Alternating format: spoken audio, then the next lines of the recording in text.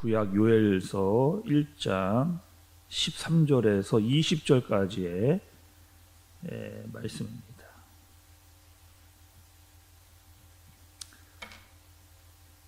제사장들아, 너희는 굵은 배로 동이고 슬피 울지어다. 제단에 수종 드는 자들아, 너희는 울지어다. 내 하나님께 수종 드는 자들아, 너희는 와서 굵은 배 옷을 입고 밤이 새도록 누울지어다. 이는 소제와 전제를 너희 하나님의 성전에 드리지 못함이로다. 너희는 금식일을 정하고 성회를 소집하여 장로들과 이 땅의 모든 주민들을 너희 하나님 여호와의 성전으로 모으고 여호와께 부르짖을지어다. 슬프다 그날이여, 여호와의 날이 가까웠나니 곧 멸망같이 전능자에게로부터 이르리로다. 먹을 것이 우리 눈앞에 끊어지지 아니하였느냐? 기쁨과 즐거움이 우리 하나님의 성전에서 끊어지지 아니하였느냐? 씨가 흙덩이 아래에서 썩어졌고 창고가 비었고 곡간이 무너졌으니 이는 곡식이 시들었음이로다. 가축이 울부짖고 소떼가 소란하니 이는 꼴이 없음이라. 양떼도 피곤하도다. 여호와여, 내가 주께 부르짖으오니 불이 목장의 풀을 살랐고 불꽃이 들의 모든 나무를 살랐음이니이다. 들짐승도 주를 향하여 헐떡거리오니 시내가 다 말랐고 들의 풀이 불에 탔음이니이다. 아멘. 우리 여러분, 요엘서의 말씀을 살펴보고 있는데요. 어제의 말씀을 통해서 요엘 선지자가 남유다 사람들에게 임할 재앙에 대해서 선포를 했습니다. 먼저 어떤 재앙을 선포했느냐? 메뚜기의 재앙이 너희에게 있을 것이다. 그리고 너희는 지금 어떻게 해야 된다?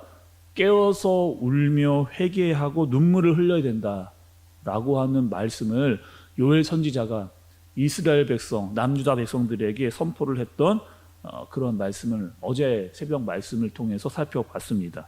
또 오늘 말씀을 보시면 여러분 14절에 너희는 금식일을 정하고 성회로 소집하여 장로들과 이 땅의 모든 주민들을 너희 하나님 여호와의 성전으로 모으고 여호와께 부르짖을지어다, 이렇게 말씀을 하고 있는 것을 볼 수가 있습니다. 너희는 지금 금식을 행하고 성회로 모이고 통회하라는 하나님의 말씀을 선포하고 있는 거죠. 또 여러분 13절의 말씀을 좀 보시면 제사장들에게 이렇게 이야기합니다. 너희는 울어야 된다, 부르짖어야 된다라고 하는 그런 요청을 지금 하고 있습니다. 또 굵은 베옷을 입으라고 말씀하고 계신데, 이 굵은 베옷이라고 하는 것은 슬픔을 상징하는 그런 옷입니다. 밤에 동요 메고 밤이 새도록 제사장들은 울어야 된다라고 하는 그 이유는 여러분 뭔가요?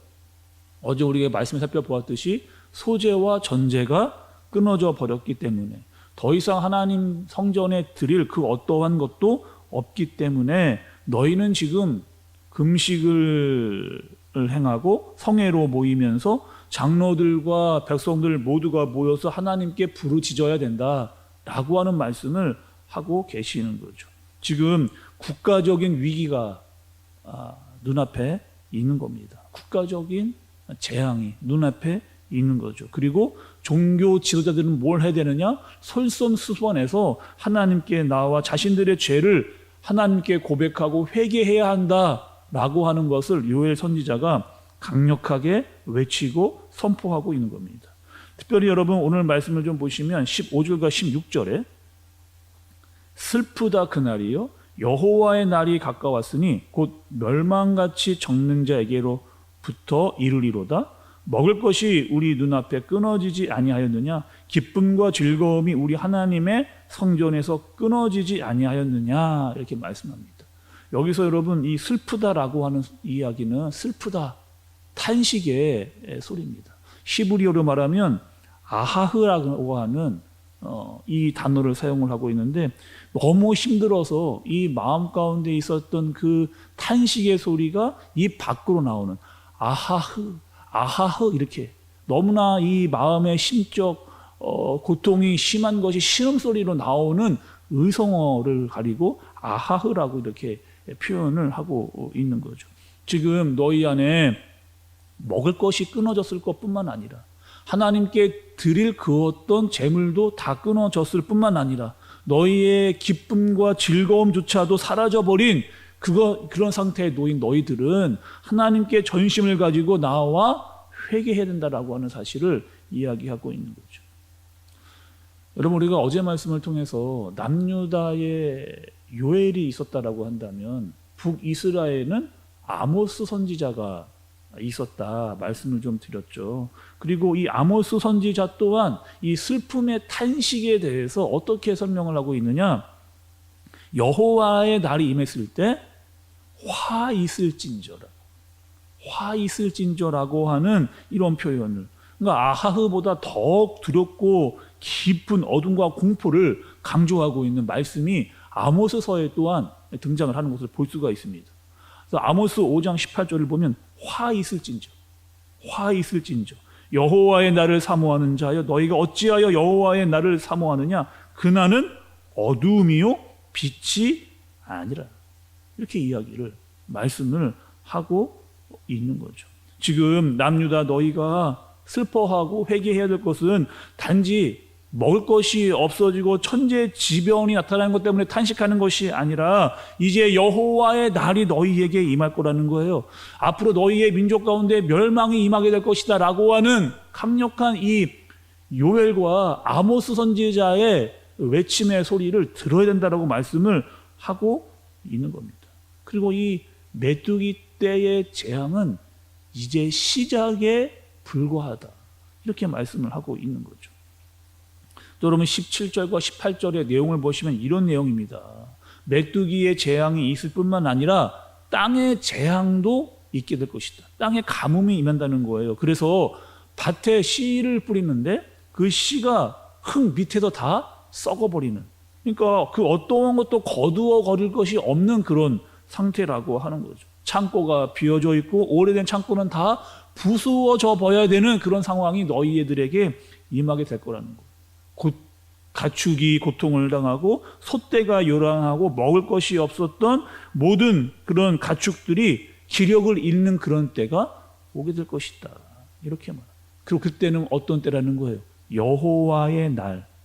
계속해서 이 요엘은 여호와의 날에 대해서 설명을 하면서 이것의 때가 가까우니 너희가 회개해야 된다라고 선포하고 있습니다. 또 이 여호와의 날이라고 하는 뜻은 여러분 원어의 뜻을 해석을 해보면 전능자에게 나오는 멸망이라고 하는 뜻을 가지고 있는 거죠. 결국 이스라엘 백성들, 너희는 이 메뚜기 때 재앙뿐만 아니라 너희의 땅에 있는 가뭄으로 말미암아 재앙이 있을 뿐만 아니라 이방의 민족의 침략까지 받아 망하게 되는 하나님의 심판을 받게 될 것이라고 하는 무서운 선포의 말씀이 전해지고 있는 겁니다. 저는 오늘 말씀 준비하면서 이 메뚜기의 때가 지금 전 세계를 덮고 있는 이 메뚜기 때와 같은 모습이 마치 코로나와 이 변이와 같은 상황이 아닌가라고 하는 좀 안타깝고 걱정스러운 마음이 들었습니다.